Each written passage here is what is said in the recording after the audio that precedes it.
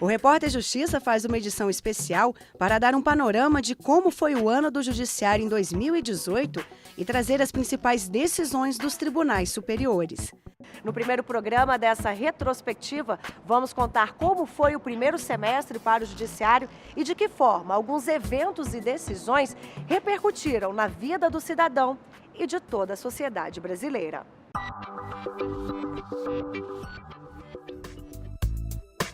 De um lado, profissionais de saúde, de outro, a indústria do cigarro. Liberar ou não a venda de cigarros com sabores para jovens e adolescentes. Uma resolução da Anvisa, que proibia a fabricação, acendeu o alerta e provocou insatisfação da Confederação Nacional da Indústria, que entrou com uma ação direta de inconstitucionalidade no Supremo. O julgamento terminou empatado. 5 votos pela validade da resolução da Anvisa e 5 votos pela derrubada da norma.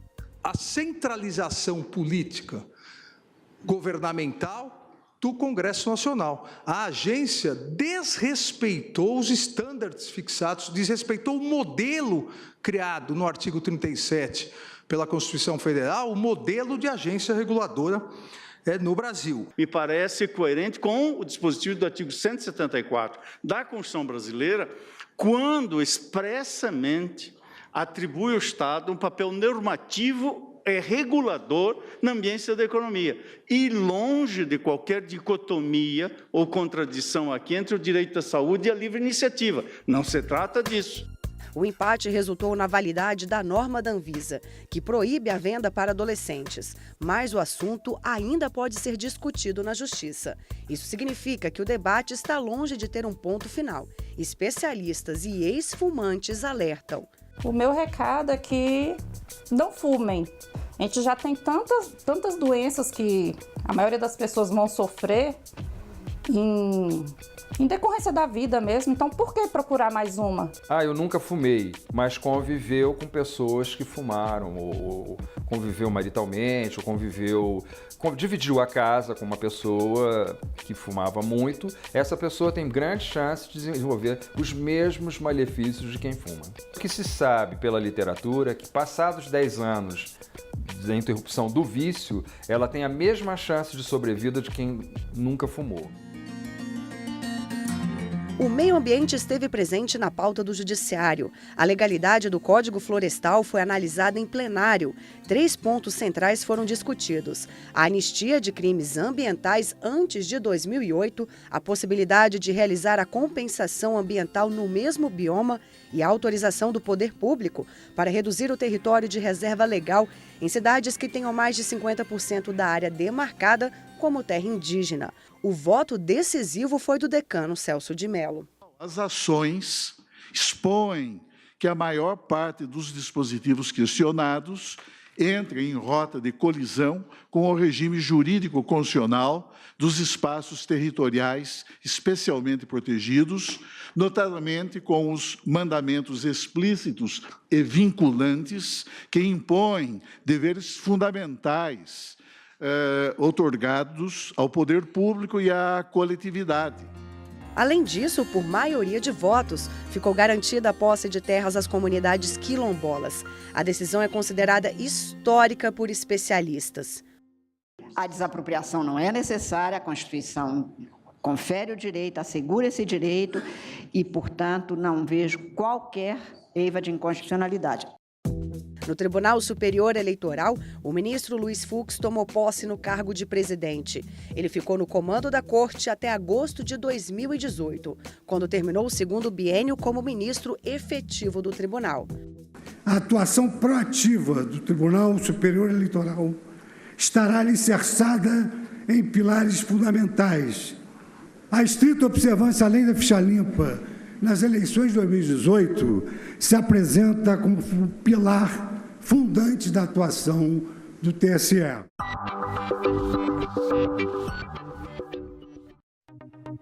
Outro julgamento resgatou a dignidade de transgêneros e fez a diferença na vida de milhares de pessoas.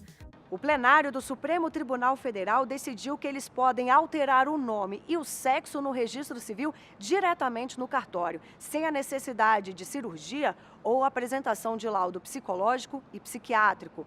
Antes desse julgamento, o caminho era longo, burocrático e muito desgastante. Durante o julgamento, o discurso de uma advogada transexual chamou a atenção.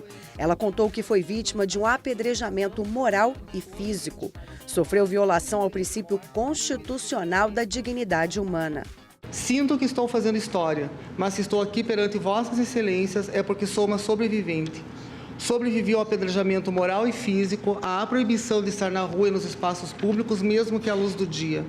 A mendicância e o sepultamento como indigente, como acontece com a maioria das pessoas trans brasileiras, sem que nem mesmo nesse momento tão extremo de morte, tenham merecido respeito ao nome e ao gênero com o qual se identificam. É tempo de a coletividade atentar para a insuficiência de critérios morfológicos para a afirmação da identidade de gênero, considerada a dignidade da pessoa humana. Nós estamos escrevendo uma página libertadora para um dos grupos mais marginalizados e mais estigmatizados dentro da sociedade. Eu gosto de dizer que a causa da humanidade e o avanço do processo civilizatório consiste na superação dos preconceitos. Meses depois, no Superior Tribunal de Justiça, a terceira turma admitiu a mudança de sexo no registro civil de pessoas transexuais não operadas. Mais uma vitória da categoria veio do Tribunal Superior Eleitoral. A Corte autorizou candidatos transgêneros a usar o nome social nas urnas. O STF concluiu o julgamento das ações sobre as regras da mini-reforma eleitoral. Os ministros também declararam inconstitucional a doação oculta em campanhas. O princípio da publicidade do patrimônio e contas contribui ou pode contribuir para a integridade da formação da vontade político-democrática.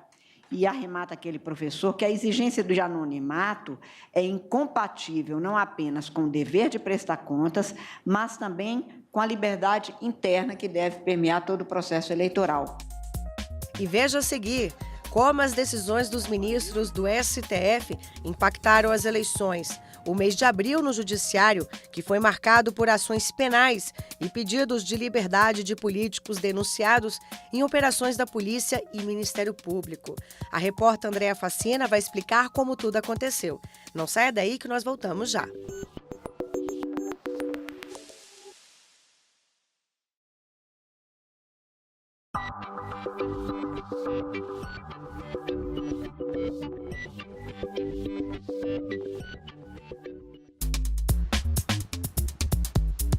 Ações penais relacionadas à Operação Lava Jato dominaram a pauta de julgamentos do Supremo Tribunal Federal. O pontapé inicial foi o julgamento de um habeas corpus preventivo em favor do ex-presidente Luiz Inácio Lula da Silva, numa sessão que durou 11 horas e se estendeu até a madrugada do dia seguinte. Por 6-5, o STF negou ao ex-presidente o direito de responder em liberdade até o final do processo. Mesmo sob a perspectiva dos direitos fundamentais, não verifico a alteração no panorama jurídico que considere ou autorize considerar o ato coator como revelador de ilegalidade ou abuso de poder. Por que eu estou mudando de posição? Exatamente por isso, porque nesta análise, de fato, isto resulta numa grande injustiça. Numa brutal injustiça, num sistema que já é por si injusto. Nenhuma execução de condenação criminal em nosso país, mesmo que se trate de simples pena de multa, pode ser implementada sem a existência do indispensável título judicial definitivo resultante do necessário trânsito de julgado de sentença penal condenatória. A lei é muito clara a esse respeito. O quadro fático, portanto, não me permitia, naquela ocasião, como não me permite agora, que se tenha como inconstitucional ou impossível de se dar o cumprimento da sentença, ou do acórdão, no caso, da decisão após o julgamento de segunda instância. A defesa de Lula buscava impedir a execução provisória da pena após condenação do Tribunal Regional Federal da 4ª Região pelos crimes de corrupção passiva e lavagem de dinheiro. A medida permitiu que o ex-presidente fosse preso antes do esgotamento de todos os recursos. O Supremo reafirmou esse posicionamento que já havia sido tomado em 2016, no sentido de que, havendo condenação em segunda instância, não há mais necessidade de se aguardar trânsito em julgado para que se pudesse executar a pena provisoriamente. Então, com o indeferimento desse habeas corpus, né, que foi impetrado pela defesa do ex-presidente Lula, o Supremo, o que ele fez, na verdade, foi reafirmar um posicionamento, de certa forma, recente, que alterou uma posição que antes que prevaleceu do ano de 2009 até o ano de 2016. Então, isso foi uma mudança significativa de entendimento e que nós tivemos diversos impactos a partir dessa decisão do Supremo Tribunal Federal no que diz respeito à execução provisória das penas, né? Então, a partir desse entendimento do Supremo, qualquer pessoa que vier a ser condenada por uma decisão em segunda instância, ou seja, no julgamento de uma apelação, a partir daí poderá haver o cumprimento provisório da pena, ou seja, a pena já pode ser cumprida a partir deste momento. A Corte também analisou o pedido de liberdade do ex-ministro Antônio Palocci, preso preventivamente na Operação Lava Jato em setembro de 2016. Por 7-4, o entendimento foi de que havia riscos de Palocci retomar a prática criminosa caso ficasse solto. Por isso, o HC foi rejeitado e ficou mantida a prisão preventiva dele. Meses depois, o ex-ministro deixou a cadeia em Curitiba, após decisão do TRF4, que concedeu prisão domiciliar. O STF decidiu manter o deputado e ex-prefeito de São Paulo em prisão domiciliar. Paulo Maluf foi condenado em maio de 2017 a 7 anos e 9 meses de prisão por lavagem de dinheiro. Na mesma sessão, a maioria rejeitou por 6-5 recurso da defesa e entendeu que o processo contra Maluf havia se encerrado, não cabendo novos recursos. O direito penal foi tema recorrente em maio aqui no plenário do STF. O julgamento foi sobre o alcance do foro privilegiado, que é o direito que autoridades têm de serem julgadas pelo Supremo. Isso vale para parlamentares, ministros e presidente da República. Só que a decisão restringiu o foro privilegiado para deputados e senadores, o que na prática significa que só vem aqui para a Corte Suprema ações penais de parlamentares investigados por crimes cometidos durante o mandato e relacionados ao exercício do cargo. Os parlamentares, eles têm sim uma prerrogativa de foro, mas essa prerrogativa de foro, ela só vai atingir crimes que tenham relação com o exercício parlamentar. Então, já houve uma restrição. Não é qualquer crime praticado pelo parlamentar que será objeto de julgamento pelo Supremo Tribunal Federal. Somente aqueles crimes que tenham ligação com o mandato parlamentar. Outra restrição, também não é crime praticado a qualquer tempo, em qualquer momento. Somente aqueles crimes praticados no exercício do mandato parlamentar é que poderão também ser submetidos a julgamento pelo Supremo. Ou seja, aqueles que foram cometidos antes, eles devem continuar na instância em que eles iniciaram. Teve mais uma situação que também o Supremo acabou definindo, exatamente para evitar essas questões de renúncia ao mandato, para não poder ser julgado perante o Supremo Tribunal Federal. Independentemente do que acontecer com o cargo daquele parlamentar, a competência estará fixada, ou seja, ainda que ele renuncie ao cargo, o Supremo continuará sendo o órgão competente para poder julgar aquela ação penal. Uma semana depois, em outro julgamento, o STF manteve a regra de que não existe foro privilegiado em ações de improbidade administrativa. Desta forma, juízes de primeira instância continuam sendo responsáveis por julgar esse tipo de caso, mesmo quando os alvos forem parlamentares. Filas intermináveis em postos e nas rodovias, desabastecimento. Um cenário caótico provocado por mais de 10 dias da greve que parou o país. A greve dos caminhoneiros, que começou no dia 21 de maio, também paralisou serviços como fornecimento de combustíveis e distribuição de alimentos e insumos médicos, levando o Brasil à beira de um colapso. Foi o desabastecimento, ou seja, quem tinha algum estoque, né, quando acabou esse estoque, aí foi aquele caos. Então, é claro, tudo é feito por rodovia aqui no Brasil, tá certo? Então, não tem jeito de você imaginar que qualquer, né, produto seja, né, deslocado da produção para o consumo através de rodovias. Os combustíveis, ninguém andava, os carros ficavam parados, tá certo? Então, isso tudo virou, pessoas tiveram que mudar a sua rotina para justamente ficar em posto de gasolina e não sabia quando é que vinha, entendeu? Então ficava a incerteza tomou conta do Brasil. Os caminhoneiros exigiam redução nos preços do óleo diesel, dos impostos que incidiam sobre o PIS/COFINS e fixação de uma tabela para os valores do frete. Primeiro quem ocasionou, parece aquela história, quem veio primeiro, o ovo ou a galinha?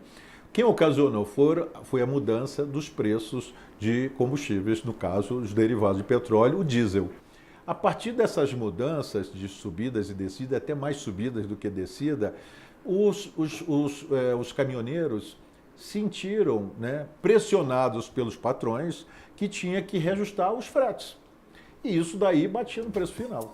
Em meio à crise, a então presidente do STF, ministra Carmen Lúcia, abriu a sessão do dia 30 de maio com um pronunciamento em que citava o grave momento político e social pelo qual atravessava o país e fez uma defesa da democracia.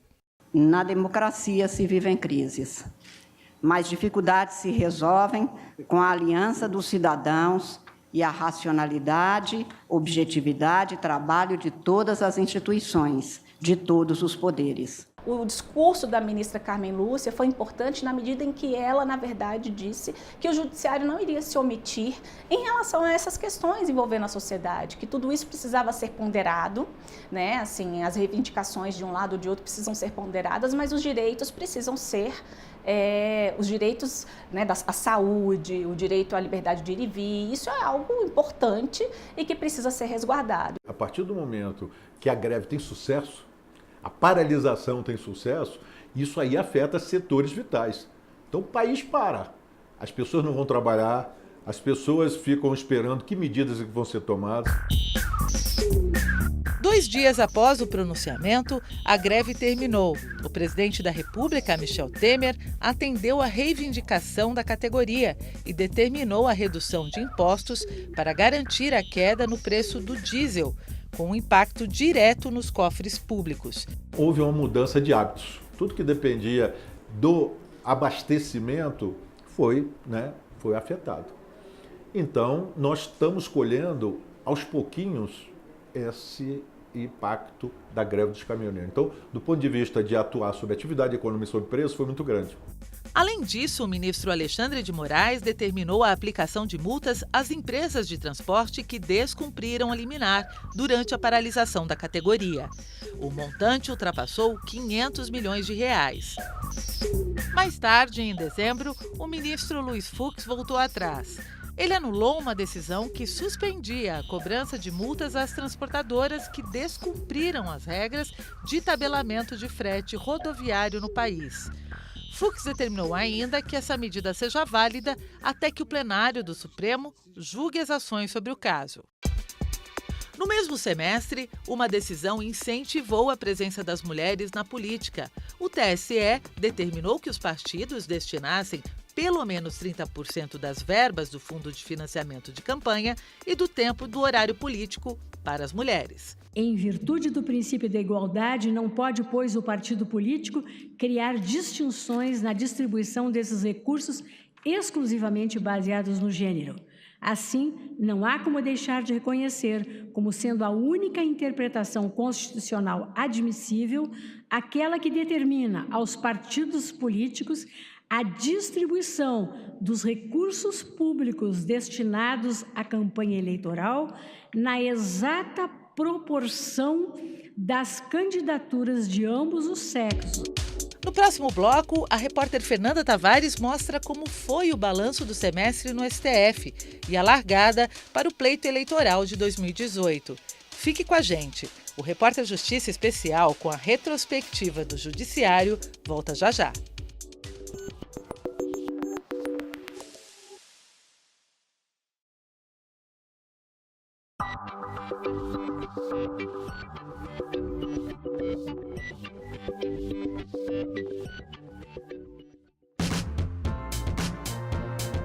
Há poucos meses para as eleições de outubro, uma medida polêmica parou no Judiciário. Apesar do sistema eleitoral já ser consolidado no Brasil e reconhecido internacionalmente, a urna eletrônica foi alvo de desconfiança. Em 2015, os parlamentares aprovaram um novo modelo que valeria nas eleições deste ano, o voto impresso. Mas a medida foi suspensa pelo STF em junho de 2018. Segundo os cálculos do Tribunal Superior Eleitoral, a implementação do voto impresso teria um custo de 2 bilhões de reais. Em abril deste ano, o tribunal chegou a assinar um contrato de 57 milhões de reais para instalação de impressoras em 30 mil urnas, 5% do total dos equipamentos. Mas com a decisão do STF, a medida foi suspensa. A reintrodução do voto impresso como forma de controle do processo eletrônico de votação caminha na contramão da proteção da garantia do anonimato do voto e significa verdadeiro retrocesso ao paulatino aperfeiçoamento do sistema eleitoral brasileiro. O voto impresso ele não parece ser uma garantia a mais. Pelo contrário, a partir do momento que se tem o papel, se tem a mão humana que é capaz de rasgar o papel, que é capaz de adulterar o papel, e isso pode acabar gerando mais confusão do que solução. Agora, se a população tem alguma dúvida, nós temos também que desenvolver métodos que eliminem qualquer tipo de dúvida. Eu acho que a urna não é só que nem a mulher de César, ela tem que ser honesta e tem que parecer honesta. O ministro Félix Fischer, relator da Lava Jato no Superior Tribunal de Justiça, negou o pedido da defesa do ex-presidente Lula para suspender os efeitos da condenação dele no caso do triplex no Guarujá, alegando irregularidades no processo. E no mesmo mês, mais um questionamento polêmico. A condução coercitiva restringe a liberdade? E as conduções já aplicadas? Estava nas mãos dos ministros uma decisão que mexeria de forma definitiva no trabalho da equipe de investigação. Com o placar de 6-5, o plenário decidiu então que a prática da condução coercitiva não está de acordo com a Constituição. Os ministros deixaram claro que há outros instrumentos legais que podem ser aplicados pelo Judiciário. Dizer que este ou aquele é culpado e, desde logo, emitir juízos que às vezes não resistem ao dia seguinte, que se encerram sem um pedido de desculpa. E toda a informação tem que sair do gabinete do relator. E todos os agentes, inclusive a Procuradora-Geral da República, assinam um termo de confidencialidade. Assim é que deve ser. O que esse entendimento do Supremo Tribunal Federal reflete na prática? Bom, aquelas pessoas, que estão sendo investigadas, no inquérito policial, se vierem a ser intimadas e não comparecerem, elas não podem ser obrigadas, ou seja, elas não podem ser conduzidas perante a autoridade policial. O que o Supremo Tribunal Federal, na verdade, acabou entendendo é que a condução coercitiva ela não foi recepcionada pela Constituição Federal. Isso ofenderia o princípio da presunção de inocência, o princípio da não culpabilidade, o direito também de não se autoincriminar, além da questão da liberdade de locomoção, do direito de ir e vir. Também foi considerada constitucional a possibilidade de delegados de polícia realizarem acordos de colaboração premiada na fase do inquérito policial.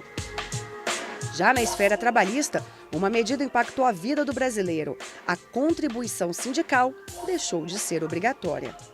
Os empregados devem escolher financiar o sindicato antes que qualquer coisa lhes seja tomada, que isso é um princípio básico da democracia. Quer dizer, não se pode tomar capitais para financiar sindicatos sem que o empregado consinta.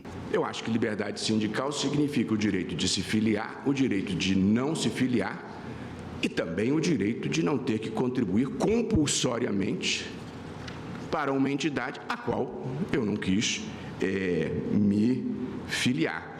Isso me parece excessivamente óbvio, a tal ponto que a própria Organização Internacional do Trabalho, que tem como do seu dever o papel de proteção do trabalhador, não endossa esse modelo de contribuição compulsória. E acho que não endossa porque é um modelo ruim, é um modelo que não estimula a representatividade. Ainda nessa esfera, o Tribunal Superior do Trabalho definiu o prazo para as mudanças e para a aplicação da reforma trabalhista. Para a Corte, os efeitos da lei só valem em ações ajuizadas depois do dia 11 de novembro de 2017. A proposta aprovada pelos ministros também determina que o pagamento de honorários de sucumbência e a fixação de custas processuais sejam aplicados a processos iniciados após a vigência da lei. No STJ, uma decisão inovadora, a guarda compartilhada de animais de estimação. Por maioria dos votos, a 4ª turma do tribunal permitiu o direito de visitas a um bichinho após o fim do relacionamento amoroso dos donos. E fechando o semestre, a ministra Carmen Lúcia apresentou o balanço das atividades. Foram publicados 6.458 acórdãos e houve uma redução do acervo, que na época estava com 41.318 processos. Para se ter uma ideia, em 2010, o acervo era de 121 mil processos. A ministra Carmen Lúcia disse ainda que o tribunal recebeu no período 51.568 processos. O que significa que a repercussão geral cumpriu um papel extremamente importante, porque com isso nós pudemos fazer esse trabalho de triagem. O Repórter Justiça de hoje fica por aqui. Na semana que vem vamos mostrar o segundo semestre de 2018, o que mudou na terceirização, como foi o processo de eleição, as comemorações dos 30 anos da Constituição Cidadã. Fique com a gente que vamos contar o que foi notícia. E não deixe de acessar o nosso canal no YouTube, TV Justiça Oficial. Nós também estamos no Twitter, no endereço que aparece bem aí na sua tela. Até a próxima e tchau!